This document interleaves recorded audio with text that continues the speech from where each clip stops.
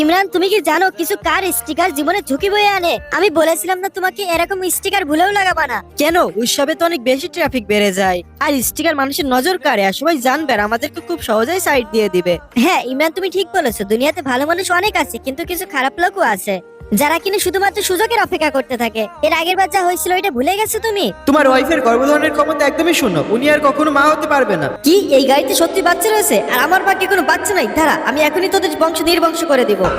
ভালো হয়েছিল ওনার বউ আর বাচ্চা গাড়িতে উপস্থিত ছিল না, নয়তো এক মুহূর্তের ভিতরে ওনাদের পুরো পরিবার শেষ হয়ে যেত। আমি এখনই সমস্ত স্টিকার গুলোকে ফেলে দিচ্ছি। আরে কি ইমরান, দাঁড়াও, সাবধানে। বাচ্চাদেরকে এইভাবে সোজা কখনো ধরবা না। কিন্তু কি হয়েছে? আমি তোকে দেখতেছি, তাই না? তুমি বাচ্চাকে এইভাবে ধরেছিলে, যার ফলে চেহারা পিছনের দিকে ছিল। তুমি কিভাবে জানবে যে পিছনে কে দাঁড়িয়ে আছে? কিছুদিন আগে একটা মায়ের সাথে এরকম কিছুই হয়েছিল।